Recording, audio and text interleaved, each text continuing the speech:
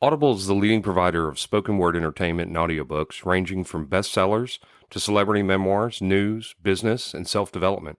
Every month, members get 1 credit to pick any title, plus 2 Audible originals from a monthly selection, and access to daily news digests from the New York Times, the Wall Street Journal, and the Washington Post, as well as guided meditation programs. Between a full-time job in IT and a full-time job in podcasting, it gets harder and harder to sit down and read the books I'm interested in. This is where Audible comes in. I can listen on my daily commute, relaxing, or while out running errands and still get in the books I've been wanting to get into. You can download titles and listen offline anytime, anywhere. The app is free and can be installed on all smartphones and tablets. Now you can try Audible risk-free with a special 30-day free trial by visiting audibletrial.com/nerdery and murdery. That's audibletrial.com/nerdery and murdery. Don't let your busy life get in the way of that great book you've been wanting to read. Go get your free trial of Audible today. This podcast is sponsored by BetterHelp. This is Geoffrey, and we've talked about many times before that I experience problems and struggles with my mental health, and really without a healthy mind, being truly happy and at peace is hard. The good news is therapy does work. It's helped for me, but what is therapy exactly? It's whatever you want it to be. Maybe you're not feeling motivated right now and would like some tools to help. Or maybe you're feeling insecure in relationships at work, or you're not dealing well with stress. Whatever you need, it's really time to stop being ashamed of normal human struggles, and it's time to start feeling better because you deserve to be happy. And now you don't have to worry about finding an in-person therapist near you to help. BetterHelp is a customized online therapy that offers video, phone, and even live chat sessions with your therapist, so you don't have to see anyone on camera if you don't want to. It's much more affordable than in-person therapy, and you can start communicating with your therapist in under 48 hours. So join the millions of people who are seeing what online therapy is really about. It's always a good time to invest in yourself because you are your greatest asset. And there's a special offer to Nerdery and Murdery listeners. You can get 10% off your first month of professional therapy at betterhelp.com/nerdery and murdery. That's betterhelp.com/nerdery and murdery. Thanks again to BetterHelp for sponsoring this podcast. This show evokes the sound of a cup hitting a saucer. Then it evokes the sound of a baguette being smothered in camembert with accordion music. Okay, if we're not doing an episode in Steel Corners, I'm out. We are not.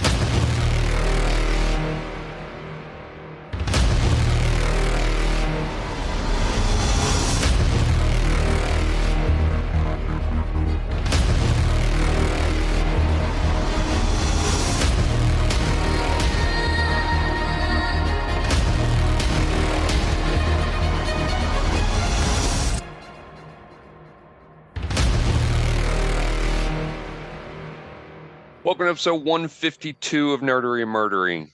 Big 152. I'm Zig with your nerdery. And I'm Geoffrey with your Murdery. Welcome to another week of the highs and lows, the good and the bad and the up and the down, the nerd and the murd. Did you see the trailer for Deadpool 3? I have not. There's 2 of them out, actually.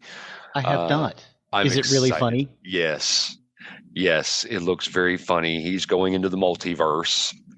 Oh, nice. Yes, he gets pulled by the TVA and has to restore the multiverse. Wolverine is in it. Nice. It looks really good. There's a lot of people in it from previous Deadpools, of course, and other movies. The character who plays Blind Owl, she's in Fallout. She's the overseer. Oh yeah, she is. Yeah, that's Blind Owl. Yeah, there's some Easter eggs. Cocaine cure for blindness. Oh yes, they have in the trailer. They have a big cocaine or heroin talk. I don't remember what it is. It's pretty funny. You'd enjoy that. You need to go see the trailer. I think I will. After we record this episode, I might just sit down and watch that. Pretty awesome. There's some Easter eggs. In between. there's some Easter eggs to be aware of. One of them, the villain, has a fortress that appears to be built out of a large Ant-Man costume. Um, there's a car in there that looks suspiciously like the car Tony Stark was working on in his first movie. Um, and it has a hood ornament that is a Iron Man head. So, I think we're in for some big treats in Deadpool 3. It comes out in July, so I'm really excited about that. Yeah, I may have to plop down and go see that on the big screen. Something that made me feel really old, and you're not going to know a lot of you're not going to know the names, so I'm not even going to bother with this. But the NFL draft was this weekend, and if I recall right, there are 6 players that came out in this draft that are the children of NFL Hall of Famers. Just makes me feel old. I mean, some of our listeners that'll know the names. I mean, Jerry Rice's kid is in this. Marvin Harrison's son is in. Yeah, I knew you knew Jerry Rice, but yeah, his son is in this draft. Marvin Harrison, Ed McCaffrey's kid is in it. Jeremiah Trotter's kid is in it. There's just it's really kind of wild that there are that many Hall of Famers, that their kids are in this draft. Just makes me feel old. Super old. Yes. Well, I mean, Jerry Rice played back in the 80s. Mm-hmm. I think he played into the 90s. I'm almost positive of that. Yeah, he played into the 90s. But yeah, it's just wild for me. Wild. So anyway, that's what I had on that. So I will let you take over on the nerdery side of the house. That's apparently not Still Corners. It is not Still Corners. I'm upset. It's a British comedy. Okay. I don't think I'm It's familiar called with this Fresh one. Fields. It is also called French Fields if you saw it after a certain time. This show is charming. It's funny, but it is charming. It's a British sitcom starring Julia McKenzie and Anton Rogers. It was a rating success at the time. It was written by John Chapman and produced by Thames Television for ITV, running for 4 series between the 7th of March 1984 and the 23rd of October 1986. The series has had reruns in recent years on drama, and currently Fresh Fields is airing on That's TV in the UK as of December of 2023. Hester and William Fields, Mackenzie and Rogers, are devoted, middle-aged, middle-class couple living in an idyllic suburban lifestyle in Barnes, London. William works as an accountant while Hester is a housewife who works part-time at a local restaurant, Lucy's Kitchen. The title's meaning and crux of the show is that Hester combats empty nest syndrome by livening up their life with new interests and hobbies, to the exasperation of the hardworking husband who just wants a quiet life. The show's opening credits feature silhouettes of the characters reflecting this. Hester rides an exercise bike and plays a drum kit while William relaxes in a rocking chair. The family home has an attached granny flat in which Hester's mother, Nancy Fanny Rowe, lives following her divorce from Hester's roguish father, Ballard Berkeley.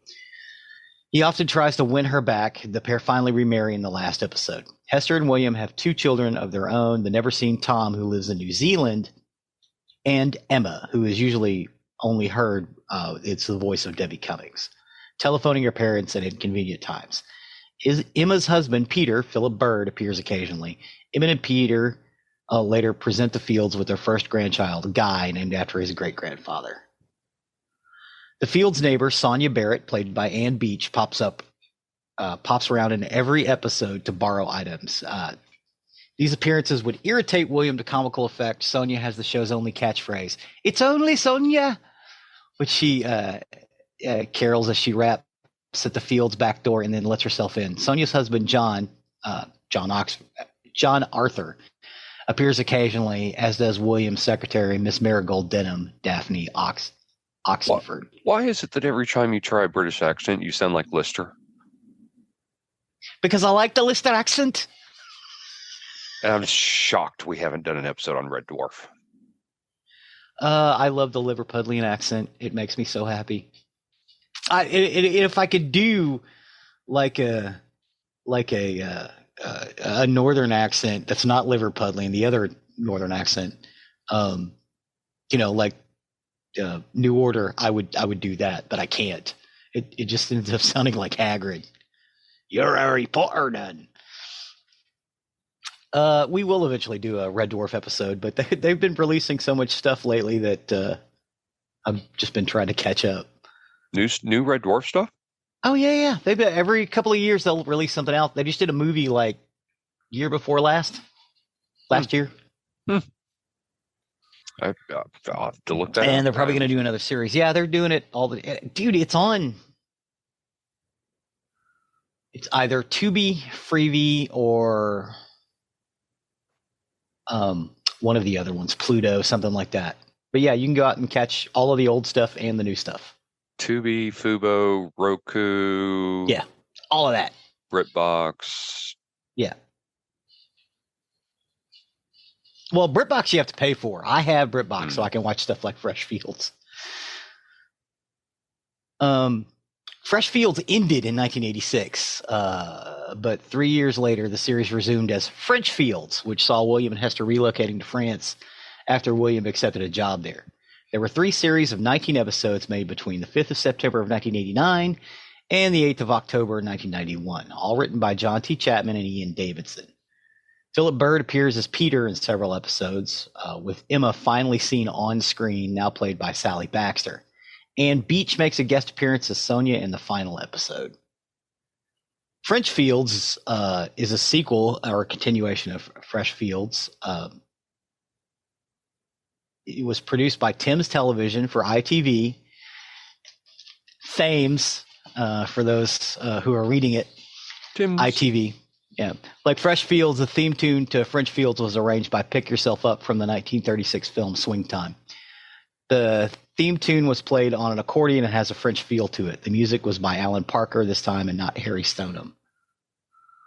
The series, again, stars Anton Rogers and Julia McKenzie as middle-aged, middle-class husband and wife William and Hester Fields following the series Fresh Fields, which ran from 84 to 86. French Fields resumes the story 3 years later as William accepts a position with a French company, and the series follows Hester and William as they move from London to Calais. The pair are regularly visited by their daughter Emma, Sally Baxter, and Karen Asco, and son-in-law Peter, also played by Philip Bird. It is the only other Fresh Fields actor to appear regularly, as Emma only appeared via voiceover by Debbie Cummings in the original show.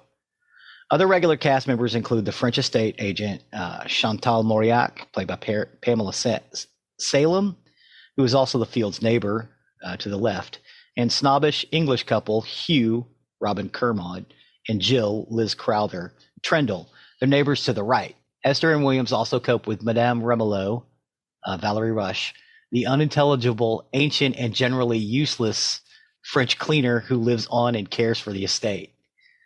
Les Hirondelles, or swallows in English, where they all live.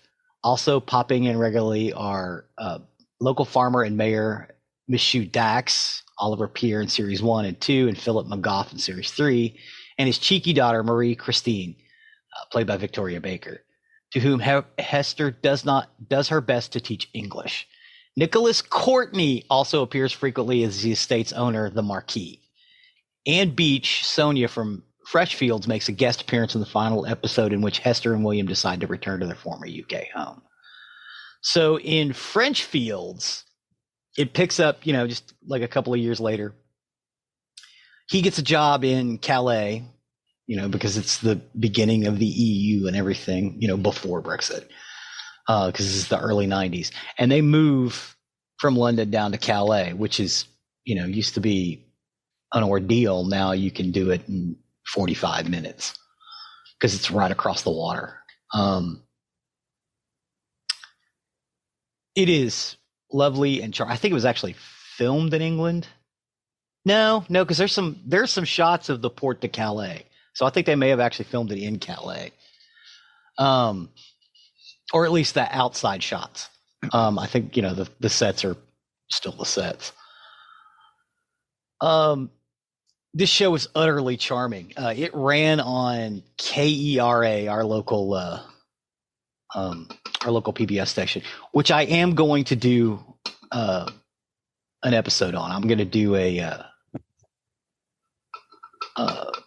exclusive on KERA coming up here in the next couple of months. But it played for quite a while. Do you remember this one at all? No, not at all. Yeah, it played mostly in the 90s. After it had done its complete run, because it ran from 84 to 91 with a 2 or 3 year break in the middle. It's utterly charming. And the Hester ends up being an English teacher when they're in France, so she actually gets something to do, which was kind of the crux of the original show. And again, they end up retiring and moving back to England at the end of it. But it's great to see Nicholas Courtney in there playing a Frenchman. He still sounds English to me.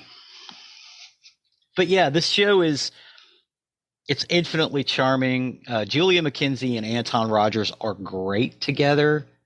Of course, they're both English character actors that are all over British sitcoms, and you'll see them. I think they both have done Doctor Who several times and things of that nature. Julia McKenzie is most known for playing Miss Marple, which was real big. She started doing that after Fresh Fields. But no, this is one of those shows that I talk about it and everybody's like, I don't remember that one. I was like, dude, this show was so charming. It's evocative of another show made roughly the same time about this lady or this couple, where the husband has been the sole provider. But he discovers that his wife has been writing a book, and it turns out to be a bestseller, and she becomes a bestseller. I can't even remember the name of the series. But it's this same show in reverse, because the husband, she's like, look, we're rich. You can retire. And he's like, what do I do? It's charming. But this is the same sort of thing. Julia McKenzie is she's just this little ball of energy, and poor Anton Rogers, he just wants to relax. He's done raising his kids. He's ready to hang out with this old lady. And she wants to go do stuff. And a lot of the French stuff is great. You get to hear a lot of French in the second series.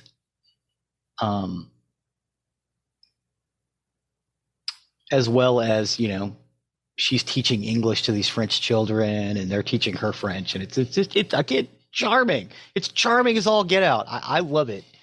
Plus, you get to see shots of Barnes, which it's in London, but it looks like it's not.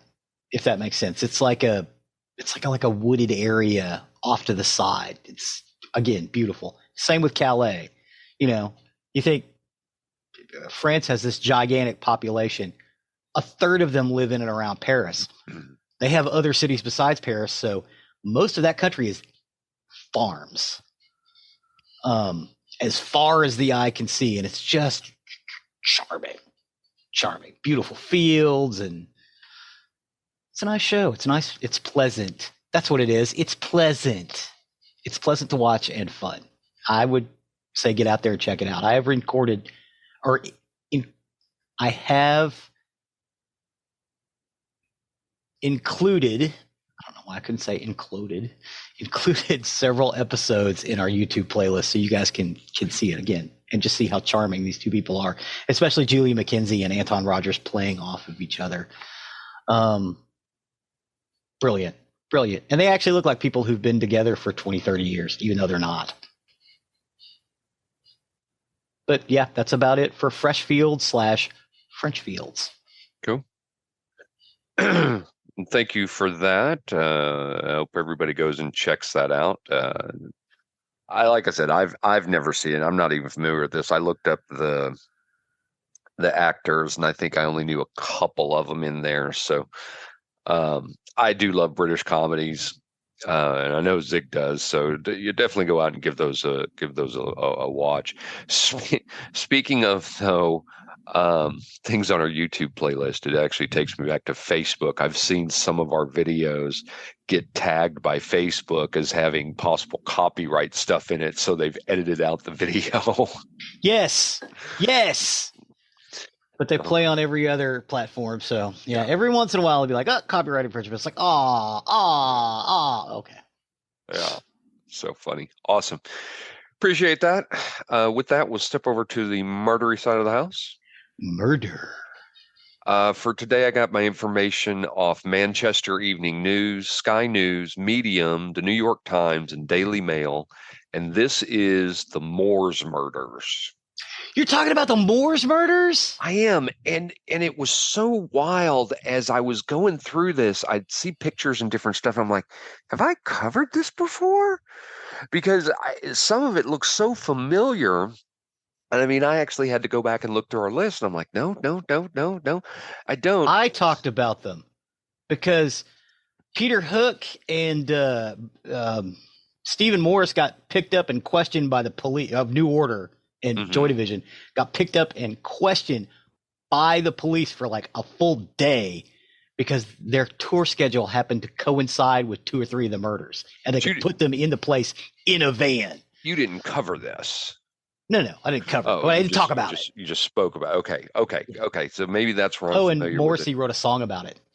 Stuff for little children. Maybe that's why I'm so familiar with this. It's wild. It's very wild. It's very extremely tragic and horrifying. It started off with a quote. I saw senior detectives and legendary crime reporters, hard men who had been through the war and seen terrible things, dissolve into tears. This was how one former police officer described the experiences of having to listen to a 16-minute-long tape recording of the harrowing cries and pleas of 10-year-old Leslie Ann Downey. She was the youngest victim of crimes that were eventually condemned to infamy as the Moors murders. The tape had been played at Chester Aziz Court on Tuesday, April 26, 1966. 6 months earlier, the hideous artifact had been found stowed away in one of 2 suitcases in a left luggage office alongside books of Nazism, violence, sadistic erotica, and distressingly 9 pornographic photos of the little girl. In the days preceding the discovery, her naked body had been carefully unearthed by police officers from a shallow grave on the moors. During that time, a couple in their 20s from a Hyde Council estate were being investigated in connection with the violent death of 17-year-old boy named Edward Evans. Police had been considering their potential involvement in other child murders across neighboring towns and cities that in the present day form the greater Manchester area. The discovery of this evidence greatly strengthened the case against them, and by the time the preliminary hearings began before their eventual trial, the world's press had converged on Hyde. Soon the names Ian Brady and Myra Hindley were synonymous with, quote, pure evil. The mere mention of their most infamous moniker, the Moors murders, which was bestowed upon them by the British press, conjures up images of their now notorious mugshots as they glaze down the barrel of a camera lens in very stark monochrome. Even in the months, years, and eventually decades after they'd been in prison for their murder, Brady on 3 counts and Hindley on 2, plus an additional accessory charge, interest in the case never subsided. Every tabloid newspaper in Great Britain would have their eyes and ears peeled for an opportunity for a headline. Brady and Hindley were duly assigned plenty of other monikers too: the Devil's Disciples, the most evil couple in Britain, the Monsters of the Moors, Satan's Children, and countless more. And this is just a tip of the iceberg when it comes to the case's enduring media sensationalism. So these are the most basic facts as of 2024, which was 61 years after their first murder and 59 after their last. Ian Brady and Myra Hindley were responsible for the abductions and murders of 5 children around Manchester, England in the 1960s. At least 4 of the children were sexually assaulted, and at least 3 had been buried in shallow graves on Saddleworth Moor, which is a vast stretch of moorland in the Dark Peak. Since Ian Brady... Do you know what moors are? Yeah. Oh, yeah. Do you? Okay. Yeah, I know what moors are. If you want to explain it, go ahead. Okay. Yeah. Well, okay. So for our audience, they used to be forests 10,000 years ago. They clear cut the forests so they could plant and grow and raise sheep. But they're these rock channels that are about 2 or 3 feet deep throughout the whole place that still have the old forest floor stuff in them. That's usually the shallow graves. Usually they just put them in these channels and then cover them over. Mm-hmm. But you can't see the channels. That's why they're so treacherous, because there's grassland growing all around them. So very, very dangerous. And occasionally you'll run into a bog, which you might not be able to get out of if you're out there alone in the dark. Moors can be very dangerous. It's also where, young people go out in corrals because there's nothing out there because they're sheep grazing fields. Mm-hmm. Ian Brady was considered an unreliable narrator, so his own detailed recollections of his youth should be regarded with some skepticism. And there is little concrete evidence surrounding the true circumstances of his upbringing. What is known is that he was born in Glasgow on January 2nd, 1938, to a single mother who soon found herself unable to provide for him. He was taken in by a foster family at around 4 months old, but though by all accounts they provided him with the care and love that he needed, his relationship with his birth mother was somewhat strained. After Brady and Henley's eventual trial, one reporter remarked that Brady probably drew something sinister in the chromosomal lottery. Some modern commentators had theorized that the less than ideal circumstances surrounding the first few months of Brady's life may have had a traumatic effect upon his brain, specifically the part that regulates bonding and emotional stability, sexual desire, the ability to identify with the emotions of others, and the integration of emotion with perception. Brady did admit to animal cruelty as a child, although he'd later retract this, and he grew up shy with a few friends. I wouldn't be surprised if there was some animal cruelty going on. I'm almost positive there was. There's other people that said it down the road. Supposedly, his documented fascination with the Nazis, horror fiction, and true crime tales about gangsters began at an early age. He claimed to have harbored resentment upon learning he was illegitimate at the age of 13, and his teenage years were marked with juvenile delinquency, with multiple charges of housebreaking, theft, and attempted theft to his name. After breaking his probation at 16 years old, he was ordered by the courts to move in with his birth mother, who was now living in Manchester with her new husband. At the age of 17, he was sentenced to 2 years in borstal training, which is an old-fashioned form of juvenile detention, after he had been found guilty of accessory to robbery.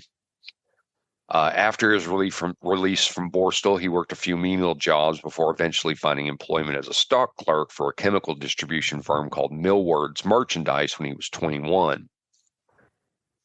On paper, he seemed to have turned his life around, but his fascination with violence and crime was still growing, and he became increasingly disturbed by sadistic fantasies.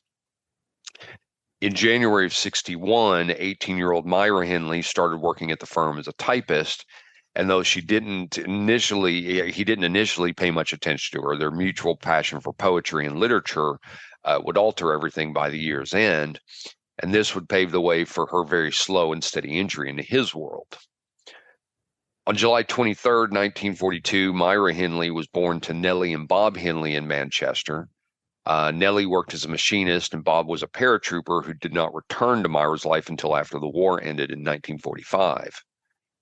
Their home in Gorton, Manchester, became a poisonous atmosphere after Nellie gave birth to her second daughter, Maureen, in 1946. And this was largely due to Bob's alcohol addiction and his aggressive temperament, which was either instigated or aggravated following his return from the war. Myra's grandmother, Ellen Mayberry, who lived nearby, agreed to take her in so her parents could focus on raising Maureen, and Myra would go on to live with Ellen until the day of her eventual arrest. Myra did still see her parents daily and ate every meal with her family, but she had a difficult relationship with her father, who exposed her to violence at a very early age, though by her watching him beat her mother. She also later alleged that both her mother and her father beat her, but she repeatedly contradicted details in her reiterations, and so also can be considered an unreliable narrator. Bob also encouraged Myra and Maureen to defend themselves from bullies with violence. At school, Myra was talented at physical education and English, but had a tendency to play truant, and discovered that she could very easily manipulate her grandmother into writing sick notes for her. Henley had a small but close circle of friends, one of whom was a boy named Michael Higgins. And when Henley was 14, Michael accidentally drowned in a reservoir, and she fell into a deep state of grief, blaming herself for not going along with him that day, as she felt she could have saved him somehow.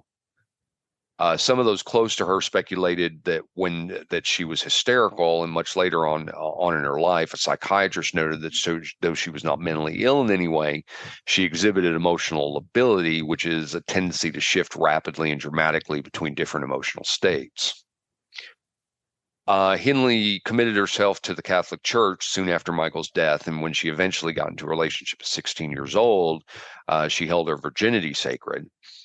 Her boyfriend proposed to her on her 17th birthday, and although she initially accepted, she called off the engagement after a few months as she felt she was bored with him and dissatisfied with the idea of settling down.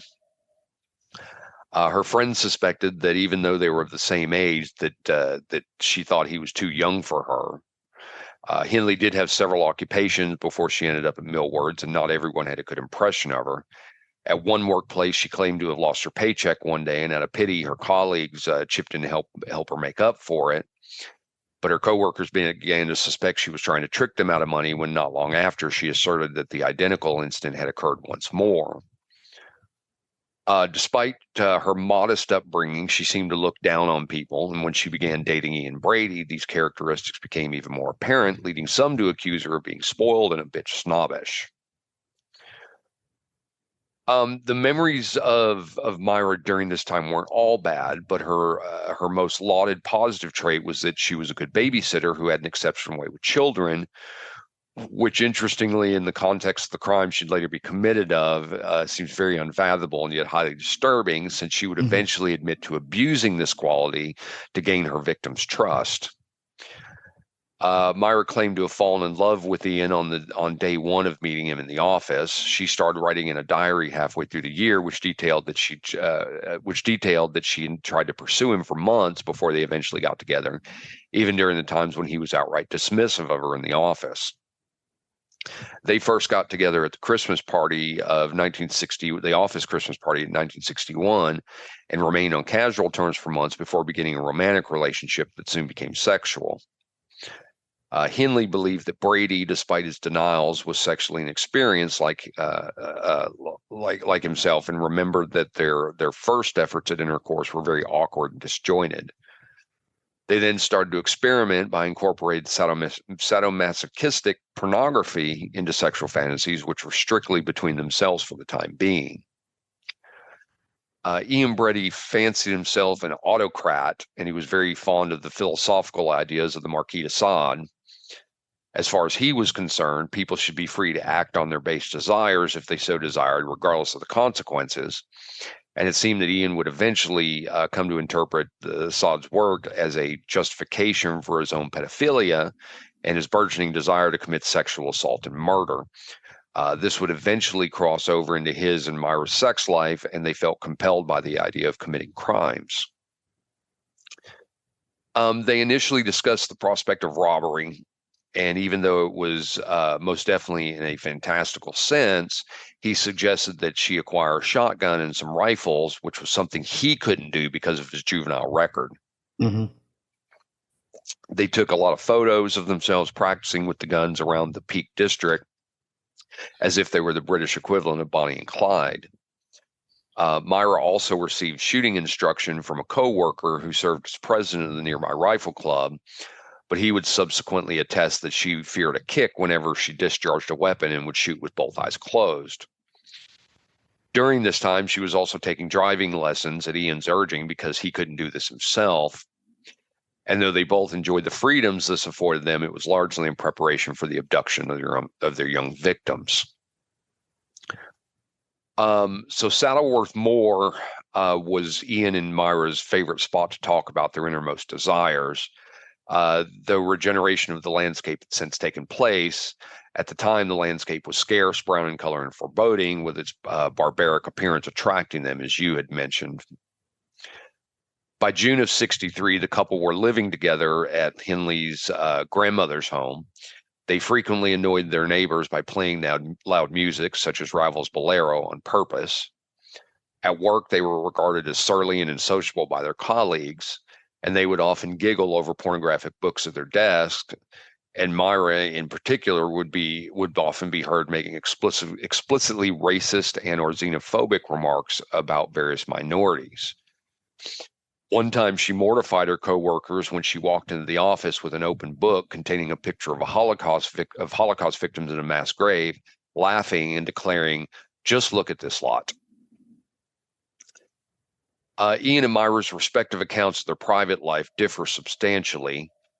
Myra claimed that Ian regularly abused and raped her, and one friend had told police that early on in their relationship, Myra had written her a letter claiming she feared for her safety after suspecting that Ian had drugged and sexually violated her one evening. Myra later retrieved the letter and destroyed it for reasons unknown, and Ian denied that he was ever abusive towards her. As the years went by after their 1966 trial, several journalists expressed the belief that Ian had corrupted Myra by exposing her to literature that promoted violence. Ian and Myra would both deny this over time.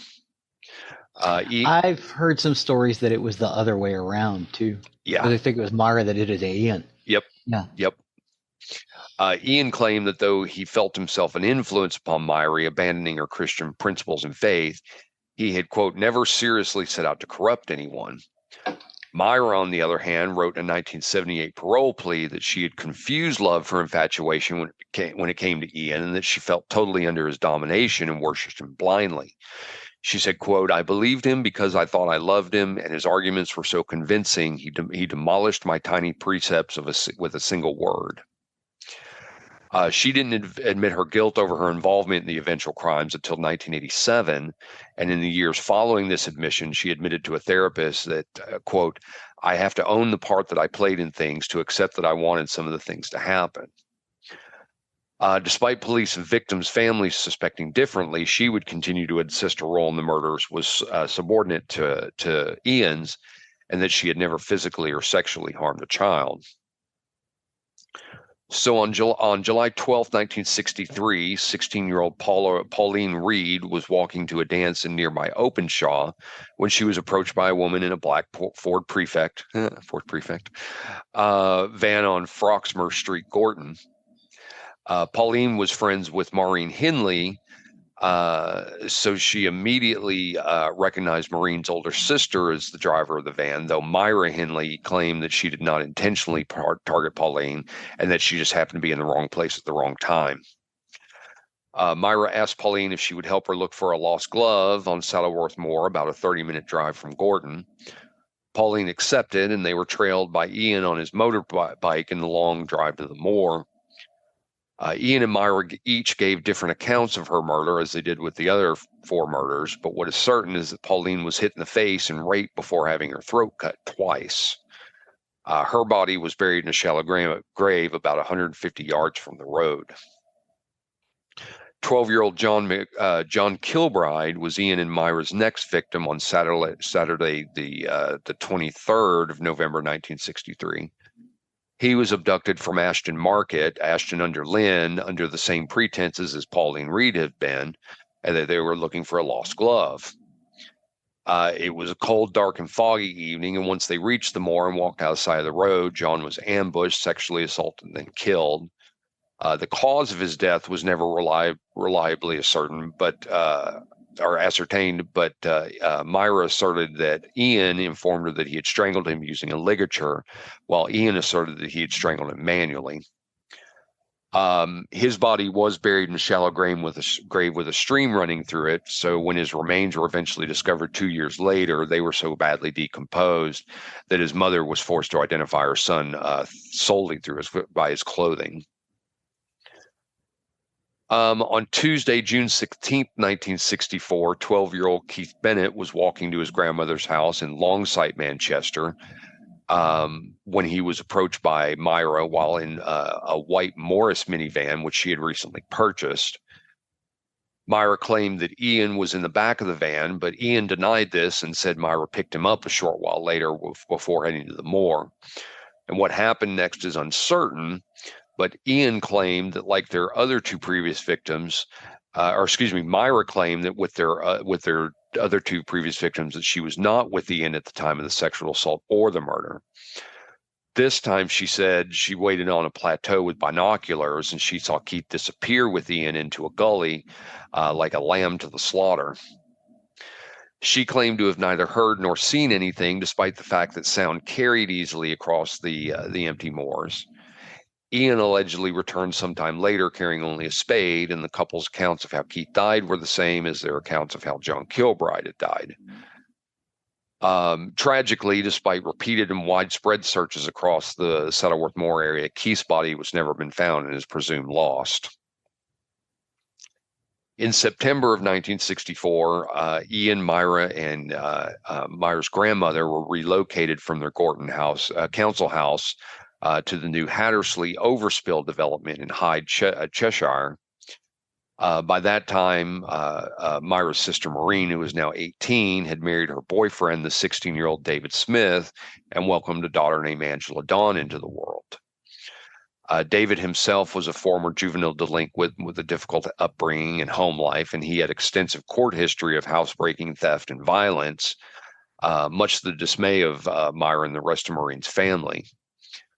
All accounts, though, despite his and Maureen's relationship being tumultuous, he was a natural and caring father to Angela.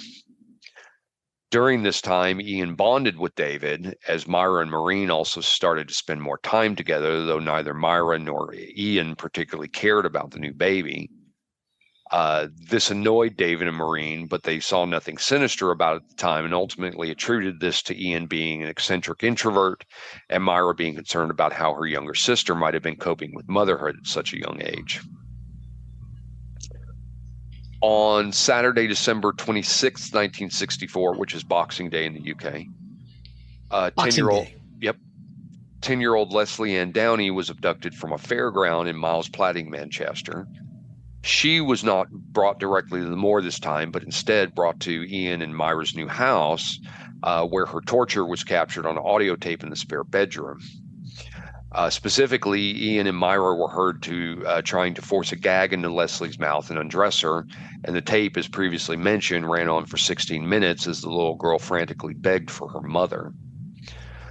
The recording apparently ended so that Ian could plug in his photography light, and he took multiple pornographic photos of the child. Myra claimed that that after the tape had ended, she went into the bathroom to run a bath for Leslie, and when she came back in, Leslie was lying deceased on the bed with an injury to her neck and other injuries that indicated she had been raped. Years later, Ian contested this version of events and claimed that Myra strangled Leslie with a silk cord, though Leslie's autopsy had already proven this story to be false. Strangulation by ligature was excluded, and there was no clear injury to Leslie's neck either, and like John Kilbride, her cause of death remains unknown to this day. On April 25th, 1965, David Smith, now 17 years old, went to work as Maureen stayed home to look after the 6-month-old Angela Dawn. At one point in the day, she went upstairs to check on her sleeping baby and found that Angela wasn't breathing. Maureen wasted no time in rushing Angela to the hospital, but sadly no amount of care or attention could save her. Her untimely death was eventually determined to have been caused by bronchitis. David in particular was plunged into a deep state of grief, and he and Maureen sought consolation in Myra and Ian. The group often went to Saddleworth Moor together, where David and Maureen unknowingly sat on top of graves of other deceased children, presumably to the amusement of Ian and Myra. David then became increasingly skeptical about the existence of God, and Ian took this new opportunity in stride. He started to encourage David to read the same pornographic literature he had already introduced to Myra. It does need to be noted that Ian was a whole decade older than his new friend, quote unquote. Mm-hmm. Yeah. And looking back years later, David would come to see that he was a victim of attempted grooming by Ian, although that word meant nothing to him at the time, and this was Yeah. really an alien concept in the 60s. Yeah. 60? Well, they got caught in 66. So. Right. The two of them would often drink in the living room while Myra spent time with Maureen, and Ian used this as an opportunity to discuss the prospects of robbery and murder with David. He naively went along with this, as he didn't trust Ian was in any way serious about it. As the prosecution's lead witness in the trial that took place months later, David told the court that one evening around September of 1965, they had been drinking for 4 or 5 hours when Brady asked what he would do if he had to shoot somebody during a robbery, and he would consider using marked bullets. David said, quote, "I thought it was the drink talking, and I looked at him and waited for him to carry on. He went on to say he asked me if I was capable of using a gun or murder." When he was then asked by one of the prosecutors to explain what his reaction was to that, David responded, quote, "He was the listening party. He held the stage. He was doing the talking. He went on to say that he had killed 3 or 4 people. This just convinced me that it was the beer talking. He leaned back and said, 'You really don't believe me.' I must have smiled at him, getting a bit tired I was, and then he said, 'It will be done,' and a matter of a quarter of an hour later, we were both asleep." On a different occasion, Ian had told David that his victims were buried on the moors and that he had photographic evidence of his crimes. David didn't believe him and again thought it was the alcohol talking. Ian also discussed with him how he had prepared for each murder, with David explaining to the court that, quote, all his clothes would be brushed and cleaned and inspected. Everything would be listed that he had on. And he said he took a drug, Pro Plus, as a stimulant. David was convinced that Ian was leading up to committing robbery and later admitted that on the 5th of October, he gave the books and pornography he had been reading back to Ian in order to clear his home of any incriminating material. Ian and Myra put them in suitcases, and David watched as they then drove off in Myra's car. And it was later revealed, as I'd mentioned way earlier, that he had deposited them in the left luggage office at Manchester Central Railway Station. Myra woke David and Maureen up the following evening by pressing the doorbell to their flat.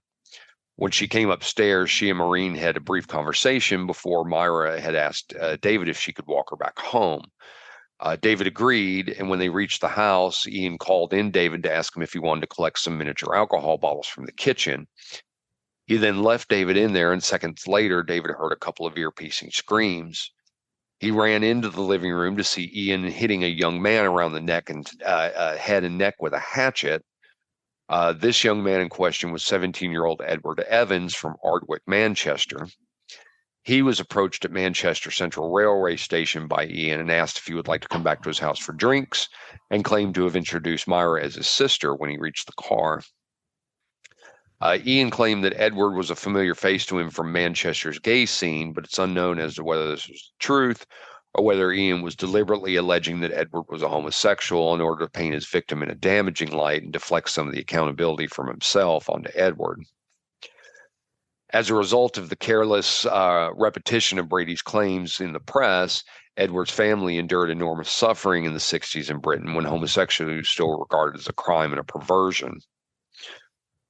Furthermore, forensics and the police were unable to ascertain if Ian or Myra had engaged him in any form of sexual activities with Edward the night before David Smith showed there, whether it had been consenting or not. One lesser reported detail of this murder is that an affectionate letter from a female friend of Edward's was found by police on his deceased body, though her identity and the nature of relationship with Edward was unknown, and this letter was stained in blood. Of attacking Edward with the hatchet, Ian would later maintain that it should have only taken one hit to kill him, meaning that the intent was for David to run into the room, see the bloodied corpse on the floor, and then immediately react to it. Instead, it took 14 hits, and David ended up watching the gruesome murder in its entirety as he stood in shock in the doorway. Edward was still not deceased after this, so Ian proceeded to strangle him with an electrical cord in order to accelerate his death. and likely to minimize the risk of either a neighbor hearing or Myra's grandmother, who was upstairs asleep in bed. Inevitably, she did wake up to the noise, but Myra reassured her that Ian had just dropped the tape recorder on his foot, and so she went back to sleep. Throughout the murder, Myra stood watching Brady attack Edward, even though she later claimed that she was in the kitchen with her hands over her ears during the ordeal. This was not only contested by David Smith and later Ian in the years after he had confessed in 1985, but forensics evidence also confirmed this due to the arterial blood spurts on the outside of her shoes, meaning that not only was she in the room, but she stood close to Edward. Okay, I want to get this from David's perspective. He's been talking all this bullshit, right? You come around the corner, hear a yell, you walk in and you see this. Yeah. I know. Wow. Oh, man. Sorry. Please continue. It's fine. I wanted to paint that picture. Well, no, David had to force himself to think straight in the aftermath. He said he feared that if he didn't comply, that Ian and Myra would kill him next. Yeah. Oh, I'll bet. He did assist them with cleaning up the house, tying up Edward's body, and moving it into the spare room so they could bury him on the moor with the other 4 children the next day. Mm-hmm. After about 3 hours, the house was clear of any visible trace of the murder, and David returned home to his flat. He claimed that he was shaken and sickened by what he had unwillingly witnessed and taken part in. He did tell the traumatic events that of the evening to Maureen, and then the two of them decided to wait a few hours before reporting to police in case they were ambushed by Ian and Myra on their way to the phone box. Their terrified call was eventually logged at 6:07 a.m. on the morning of Thursday, October 7th, 1965. Way to go, David. Just way to go. Wait till you're clear. Go talk to the police. Good man. Well, Ian was arrested in his home by police 2 hours later. Myra would have 4 more days left of freedom before police had enough evidence to charge her. By the time of the trial in April of 1966, 3 bodies had been recovered. This was Edward Evans, Leslie Ann Downey, and John Kilbride. Ian had initially admitted to hitting Edward with the hatchet, but claimed he did it in self-defense during a confrontation, and that David Smith was the one to strangle him afterwards. He absolved Myra of all accountability.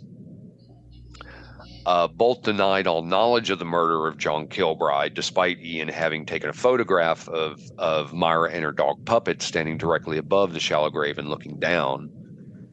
Regarding the murder of Leslie Ann Downey, they claimed that Ian had agreed to photograph the child for David Smith, but had assumed that he was bringing them a girl much older than 10 years old, and that their behavior, as heard on the tape, was merely them trying to placate her.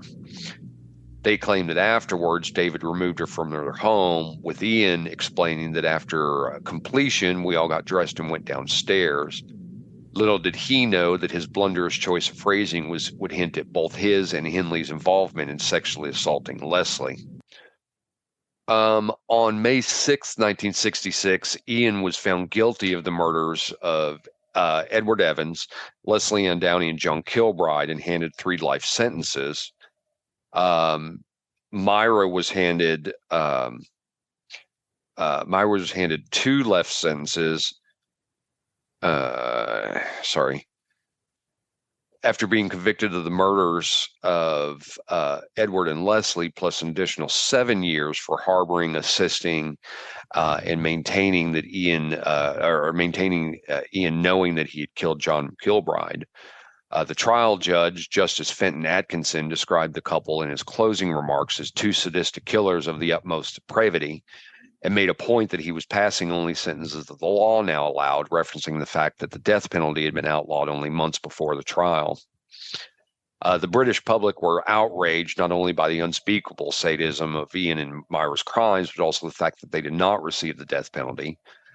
However, at this time, the families of Pauline Reed and Keith Bennett were still left without answers as to what would happen to their missing relatives. Pauline's mother, Joan Reed, recalled, quote, "I never thought that Myra Henley and Ian Brady was to do with it all until their arrest, because her sister was a near neighbor, lived next door, but one, Maureen. She went visiting there. Myra Henley was talking to me normally and saying she was sorry about Pauline, knowing she had done that. I didn't think till after it all came back to me what was what. Myra notably spent the rest of her life campaigning for parole. After 6.5 years of corresponding behind bars, she broke up with Ian in 1972 and rediscovered her Catholicism. She maintained she knew nothing of the murders, but directly implicated Ian in them, which left him feeling betrayed by her. Ian publicly admitted his involvement in the killings for the first time in 1985 to the journalist Fred Harrison. This was an effort to keep Myra behind bars for good, but when police reopened their investigation of the case after the resulting Sunday People articles, Brady was, quote, scornful of any suggestion that he had confessed to more murders and clearly mentally unwell. He was diagnosed with acute paranoia and schizophrenia later that year and was transferred to a psychiatric hospital. Despite this, the police decided to continue searching Saddleworth's Moor.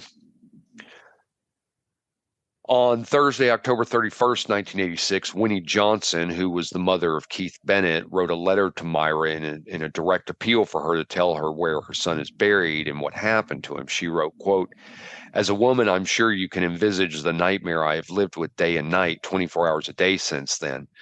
Not knowing whether my son is alive or dead, whether he ran away or was taken away is literally a living hell, something which you no doubt have experienced during your many, many years locked in prison. Please, I beg of you, please tell me what happened to Keith. My heart tells me you know, and I am on bended knees begging you to end this torture and finally put my mind at rest." According to a staff member at Cookham Wood Hospital, Myra appeared genuinely moved by the letter, but then firmly declared, "I wish I did know something. I could at least then put the poor woman out of her misery." Police visited Myra, and although she refused to admit any involvement in the killings, she agreed to help by looking at photographs and maps to try to identify the spots that she had visited with Ian. After weeks of cooperation with police, including a visit to Saddleworth Moor and an unsuccessful attempt to trigger her memories, Myra made a formal confession to her involvement with the murders in February of 1987. She admitted to abducting the children and to harboring Ian in the knowledge that he had sexually assaulted and murdered them. And although she was positively reinforced by police and her own counsel, Detective Chief Superintendent Peter Topping and his team ultimately felt that they had witnessed, quote, a great performance rather than a genuine confession. Based on Myra's account of the murder of Pauline Reed, police were able to narrow down their search focus on Moore, and her body was finally recovered on Wednesday, the 1st of July, 1987. 2 days later, police took Ian to visit the Moor in hopes that he had it. Whoa, I lost my notes suddenly. I'm so sorry. Yep. Where'd they go? Happens. Here we go. It happens. So 2 days later, the police took Ian to the Moor in the hopes that he had any information that would result in the discovery of Keith Bennett's body. But this was unsuccessful as Ian appeared confused and disillusioned on the day. The search would eventually be called off in August after police felt they had exhausted every possible lead. Myra would die in prison in 2002, and Brady died in a high-security hospital in 2017, both of natural causes due to prolonged health complications. The BBC reported on Wednesday, July 1st, 2009, that Greater Manchester Police had officially given up the search on Keith Bennett, saying that, quote, only a major scientific breakthrough or fresh evidence would see the hunt for his body restart. At around 11:25 a.m. on Thursday, September 29, 2022, Greater Manchester Police was contacted by a representative of an author who had been researching the Moors murders case, claiming that suspected human remains had been found on the Saddleworth Moor. This would end up proving to be a false alarm, and since it has been alleged by Alan Bennett, who was Keith Bennett's brother, that nothing more on this was an attempted promotional stunt to assign some credibility to the author in question. The suspected human remains were actually confirmed to be plant material. And that's the vicious story of the Moors murders. Well, thank you for that, sir. I actually knew a little bit about this. So. Yeah. And like I said, I must have too, because I saw the pictures and the more I was going through it, I literally had to go back to our site multiple times. Like, did I miss this? Did I cover Did we this do somewhere? this? Did we do Because this? it No, was no, all we've so talked familiar. about it, but we haven't So talked about it. yeah, and I must have read some on it too, because this did seem very familiar to me. The pictures that'll be up on the website are very famous, of their mugshot photos, extremely famous, because this was a very Dig a high shallow profile climb. grave and I'll lay me down. Sorry, the whole time you've been doing this, I've had the "Suffer Little Children" song by the Smiths rolling through my head. No worries. So thanks for that. That'll take us to the end of another recording week. As always, you can find more on our website, nerderymurdery.com. That's our hub for everything we talk about. It has links to this episode, pictures from what we talked about, and you can also find the link to our YouTube page, which Zig so often updates. That's right. You should have plenty of episodes of Fresh Fields and French Fields to peruse and enjoy. You can also find the link to our merchandise, where if you wish to show off your Nerdery Murdery fandom, please do consider purchasing something for that. That, along with our Patreons, our patrons, you can find our link to our Patreon on our page as well. But our merchandise and our patrons do help with the cost of the show. It costs keeping us on the air, produce it, and keep everything going. So please do consider one of those two avenues to help us out. We appreciate each and every one of you. Please and thank you. Please and thank you. And last but not least, please don't forget to leave a 5-star review wherever you can. It really helps us and helps others find our content that may be looking for the information that we talk about. So with that, I have been Zig with your nerdery. and I'm Geoffrey with your murdery. Cue the music.